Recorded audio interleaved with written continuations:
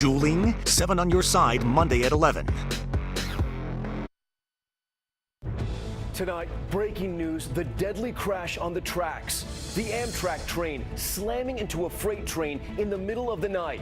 2 dead and more than 60 taken to the hospital. What we've just learned about how one of those trains ended up on the wrong track. Memo battle, the president calls it a, quote, total vindication, but not all Republicans agree. I actually don't think it has any impact on the Russia probe. This as President Trump inserts politics back into football. What he just said about the national anthem and the Super Bowl. Faster flu check. With the deadly epidemic still surging, pharmacies now offering the rapid flu test. But should you still see a doctor? Failure to act? The new report alleging how the system failed gymnasts, claiming FBI investigators took nearly a year to speak to the young women who claimed they were abused. And high anxiety, the crazy high wire walk. Between the fierce winds and the raging waves, the daredevil fighting to stay on his feet. From ABC News, this is ABC World News Tonight. And good evening. Thanks for joining us on this Sunday. I'm Tom Yamas, and we begin with that deadly train accident in South Carolina. An Amtrak passenger train slamming into a freight train parked on the tracks. Crews rushing to the scene of the mangled cars, working to contain 5,000 gallons of fuel spilled from the trains. More than 100 people taken to the hospitals, and 2 Amtrak crew members losing their lives. The crash, the second deadly collision involving an Amtrak train in less than a week, raising new questions about America's train safety. Tonight, ABC senior transportation correspondent David Curley starts us off. Daylight showed the horrific damage of the head-on train collision. The Amtrak engine nearly unrecognizable after the overnight crash. We've had a train derailment at Charleston Highway and Pine Ridge Drive. If y'all have any extra people, I'm sure they're not going to turn it down. They're taking everybody. The Amtrak engineer and the conductor were riding in the front and were killed. Nearly all of the 139 passengers suffered injuries. The first thought was I wasn't going to make it. This was the end for me. That's the way I felt. More than 100 taken to the hospital. Only a half dozen are still being treated. The impact was bad, man. It ripped my chair right off the floor. The lady next to me was an elderly woman. She was all tangled up in the chair in front of her. Already on the scene, the chairman of the NTSB says the problem was a misset switch. It was aligned for the trains coming down this way to be diverted into the siding. So the bottom line is the CSX train is parked in the siding. The southbound Amtrak train 91 headed to Miami was just outside Columbia, South Carolina. According to Amtrak, signals were down, and the owner of the tracks, the freight rail company CSX, was in charge of the tracks and traffic. But a switch was thrown, actually locked, diverting train 91 off the main line onto a side track. But a parked CSX train was also on that track. In the darkness of 2:30 in the morning, the Amtrak slammed into the stationary train. Could the engineer in the Amtrak train have done anything? Do you know an answer to that yet?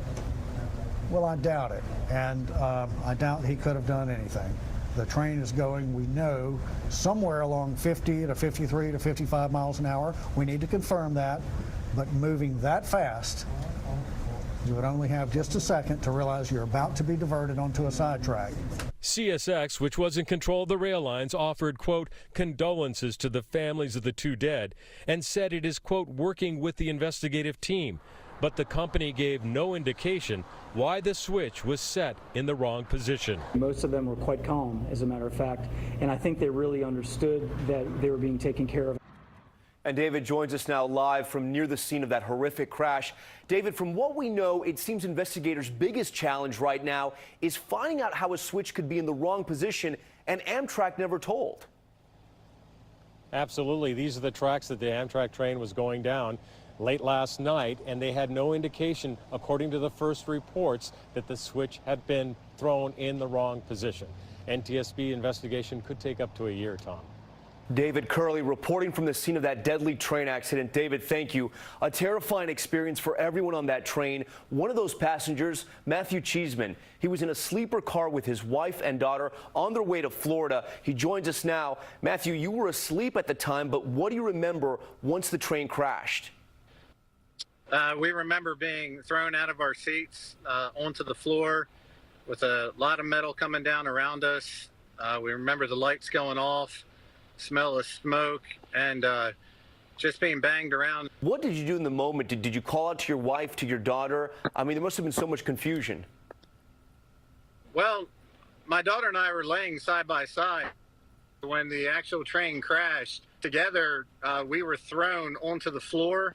So we actually, I mean, I had my arms around her when we hit the ground. But, you know, the key piece about it is we just kind of stood up, and the Amtrak personnel was outstanding on our car to try to help us get off. And then, of course, you can't say enough about the first responders. All right, Matthew, thanks so much. I'm glad you're doing well with your family. Enjoy your trip back to Florida. And we move on out of the heated controversy over that memo from the House Intelligence Committee. Republican members casting doubt on the FBI surveillance. President Trump claiming it is a total vindication, calling the FBI's behavior disgraceful. The president's family and strongest supporters backing up that claim. But tonight, not all Republicans agree, including one of the congressmen who helped write the memo. Here's ABC's David Wright. The president insists the newly released GOP memo totally vindicates Trump in the Russia probe.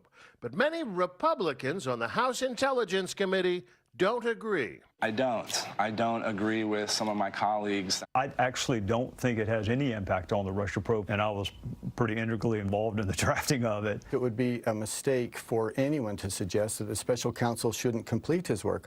Republicans now defend the release of that memo by saying it exposed a problem with the FISA warrant process, the safeguards designed to protect American citizens from government eavesdropping. I mean, there is a little bit of sweet revenge in it for me and certainly probably the family, in the sense that if they wouldn't have done this, this stuff would be going on. From the president's son, they weaponized the FBI and the DOJ to attack the duly elected President of the United States. To the California congressman who wrote the GOP memo. But I think the American people understand that the FBI should not go to secret courts using information that was paid for by the Democrats to open up investigations and get warrants on people of the other political party. That's the type of stuff that happens in banana republics. But just 3 weeks ago, these same lawmakers all voted to reauthorize the FISA program, rejecting a bipartisan package of new privacy safeguards. Congress passed the bill overwhelmingly, and the president signed it.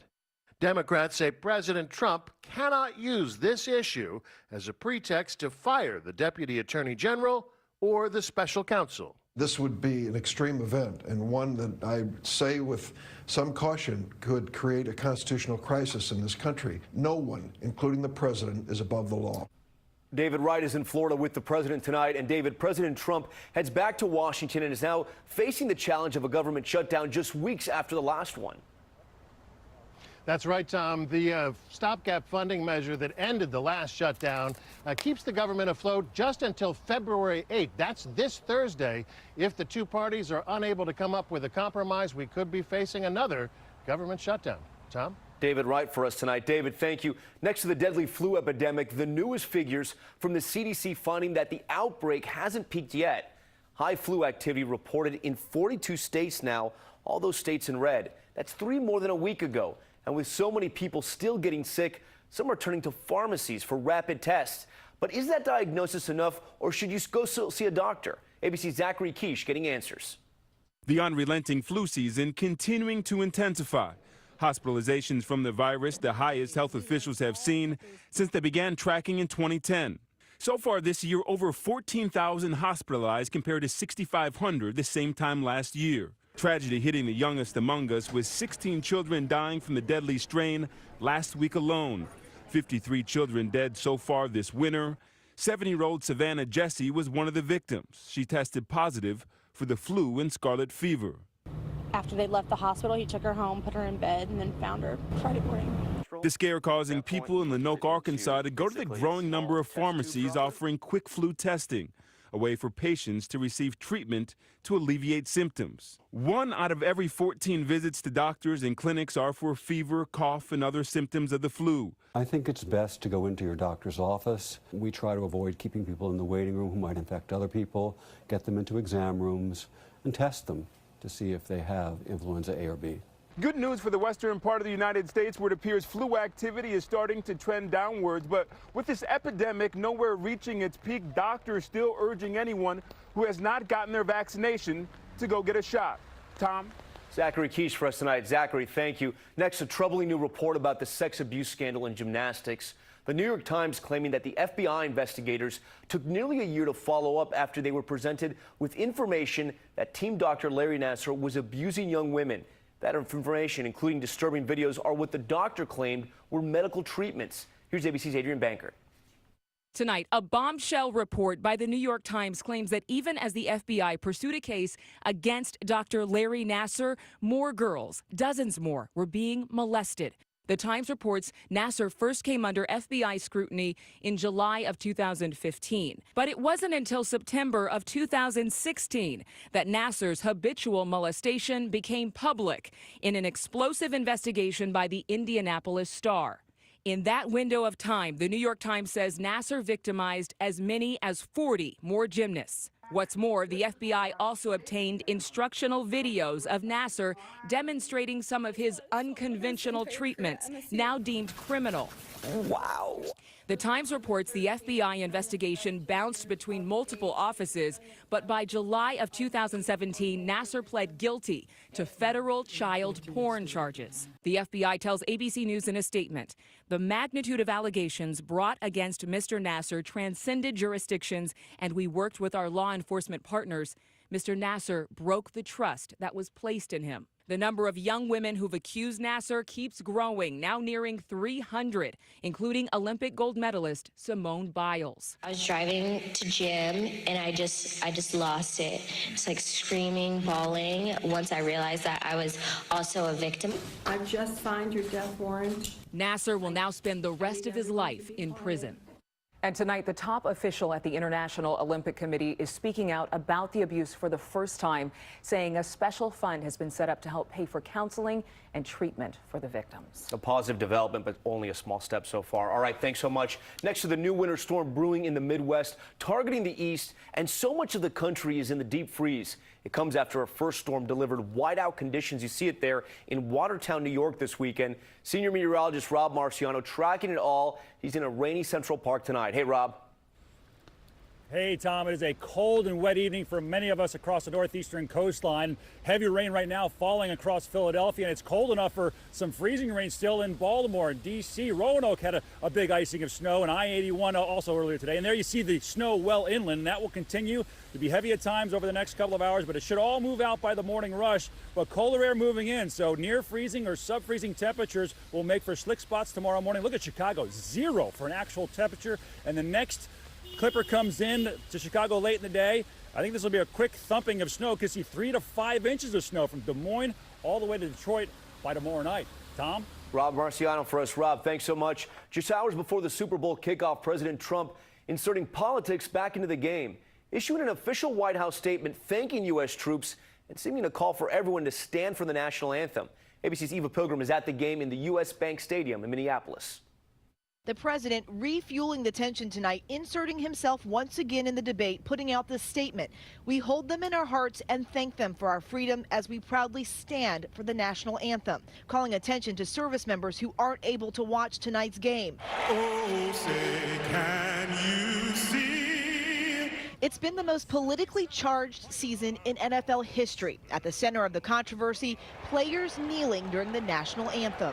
The president throughout the season has been critical of players to say, get that son of a off the field right now, out, he's fired. He's fired!